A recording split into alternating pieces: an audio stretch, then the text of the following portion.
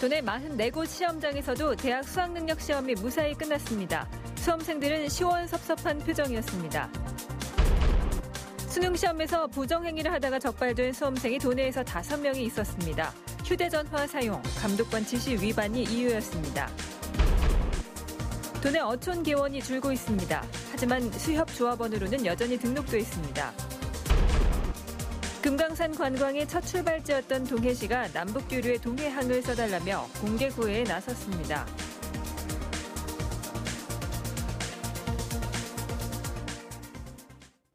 시청자 여러분 안녕하십니까? 도내 44곳 시험장에서도 수학능력 시험이 무사히 끝났습니다. 큰 시험을 마친 수험생들은 안도하면서도 안타까운 한숨을 내쉬기도 했습니다. 이재규 기자가 보도합니다. 교문이 열립니다. 9시간 시험을 치른 수험생들이 밖으로 나옵니다. 표정은 제각각입니다. 큰 시험을 마쳤다는 후련한 표정부터 안타까움을 감추지 못하는 초조한 표정까지 수험생 수만큼 표정도 다 다릅니다. 국어가 너무 어려워서 다 틀린 것 같은데 다른 과목도 멘탈이 털려서 다 틀린 것 같아요. 전체적으로는 모르겠는데 화학은 괜찮았던 것 같아요.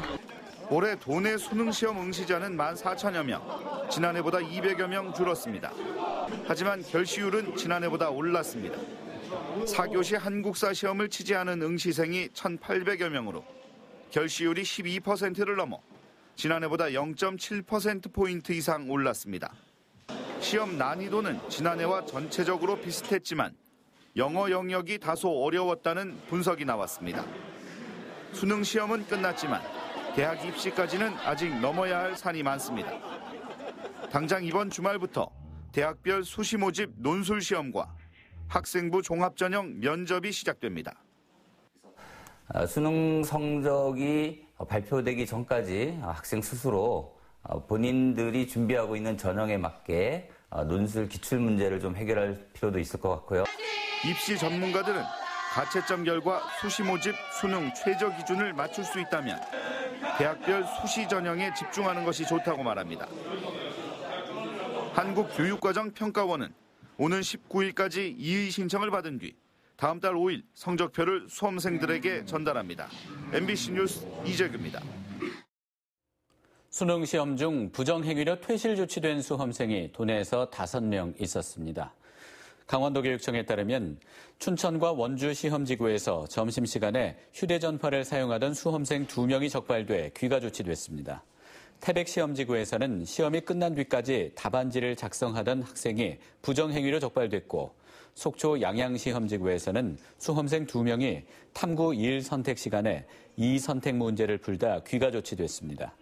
교육청은 시험 전 충분히 안내한 사안이라 부정행위로 처리했다며 이들은 내년에 수능 시험을 다시 봐야 한다고 밝혔습니다. 최근 들어 어촌 마을별로 실제 어업에 종사하지 않는 어업인을 어촌계 차원에서 정리하는 작업이 한창입니다. 하지만 해당 수협들은 어업에 종사하지 않는 조합원 정리에는 미온적입니다. 김형호 기자가 보도합니다. 동해시의 한 어촌 마을입니다. 몇 년 전까지 100명이 넘던 어촌 개원이 최근에는 절반으로 줄었습니다. 돌아가셨든가 안 그러면 배사업을 안 한다든가 그런 분들은 이제 개원의 자격을 안 줍니다. 어민이 아니죠. 어민이 배를 타야 어민이지 농민이 농사를 지어야 농민이고 그렇잖아요. 삼척항을 항구로 이용하는 이 어촌계는 신문 공고까지 내 자격이 없는 개원에 자진 탈퇴서까지 받았습니다. 대부분 사망이나 직업 변경, 거주 이전 등으로 사실상 어업인이라고 보기 어려운 사람들입니다. 어업하고는 멀리 한 사람들, 이런 사람. 어업에 종사 안 하면 어촌계원은 될 수가 없습니다. 자격이 안 됩니다. 다른 타 어촌계도 마찬가지로. 1, 2년 만에 동해 지역은 전체 어촌계원이 300명 정도까지 줄었고 삼척도 500명으로 급감했습니다. 하지만 어촌계의 이 같은 개원 탈퇴 조치가 수협 조합원의 정리로까지는 이어지지 못하고 있습니다. 어업에 종사하면 어촌계원은 아니어도 수협 조합원이 될 수는 있습니다. 하지만 어촌계에서 어업인이 아니라고 판단한 조합원의 자격 여부는 제대로 조사가 이루어지지 않고 있습니다. 조사를 하게 되면 이사의 승인을 맡아갖고 탈퇴를 시키는데 출자금이 환급이 안 되니까 자그 실태 조사를 할 수가 없어요, 지금 이제. 내년 조합장 동시 선거를 앞두고 있는 상황에서 어촌계마저 어업인으로 인정하지 않는 무자격 조합원의 정리가 시급합니다. MBC 뉴스 김영호입니다. 열기가 뜨거웠던 금강산 관광은 20년 전 동해항을 통해 시작됐고 이후 육로 관광으로 이어졌습니다. 금강산 관광의 첫 출발지였던 동해시가 남북 해변 기류를 놓치지 않기 위해 정부에 건의를 하고 제안도 내놨습니다. 유인호 기자입니다. 금강산 관광선이 뜨거운 환송을 받으면서 동해항을 출항합니다. 말로만 듣고 사진으로만 볼 수 있던 금강산을 직접 가보게 된 역사적인 장면이었습니다. 남북 관계가 화해 분위기로 전환되고 있는 가운데 금강산 관광의 시발점이었던 동해시의 시장이 동해항에서 기자회견을 열었습니다. 남북 교류에 동해항을 적극 활용해달라는 내용입니다. 경제자유구역과 자유무역지역, 산업단지, 콜드체인 공장 등의 여건을 들면서 동해항을 남북 경협항만으로 지정해달라고 요구했습니다. 특히 중국 도문과 북한 청진항 사이에 철도가 연결돼 있다며 동해항까지 이어지는 경제협력 통로 개설을 제안했습니다. 중국 도문에서 북한 청진 간의 철로를 이용한 물류 수송을 하면은 중국과 러시아 대륙과의 북방 교역이 획기적으로 활발해질 것으로 생각을 하고 있습니다. 동해항이 활발한 역할을 할 수 있도록 부두 건설에 정부가 직접 나서달라는 건의도 했습니다. 우선 4호번 선석을 지금 시당 건설하고 있는 4호번 선석을 민자 선석으로 되어 있는데 이것을 재정사업으로 좀 투입을 해서 조기에 완공을 시켜 주십사는 것을 지속적으로 건의를 하고 있습니다.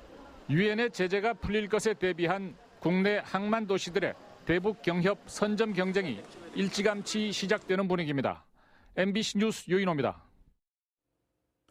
원주시가 수도권 인접 지역에 묶이면서 기업 유치에 애를 먹고 있는데요. 정부가 원주를 국가혁신 융복합단지로 지정 고시하면서 새로운 돌파구가 마련됐습니다. 보도에 조성식 기자입니다. 지난 5월 착공한 원주 불온 일반 산업단지입니다. 산업용지 36만 제곱미터에 대해 사전 분양을 실시했지만 분양률이 저조해 결국 시공사가 돈을 들여 공사를 시작했습니다. 원주 기업도시는 75% 이상 분양을 마쳤지만 정작 이주한 기업은 절반에 불과해 지금도 빈 땅이 허다합니다. 이처럼 기업 유치가 지지부진한 상황에서 정부가 내놓은 균형발전 정책에 원주가 포함되면서 새로운 국면을 맞게 됐습니다. 원주 혁신도시를 거점으로 반경 20km 내에 있는 15곳의 산업단지가 국가혁신 융복합단지로 지정 고시됐습니다.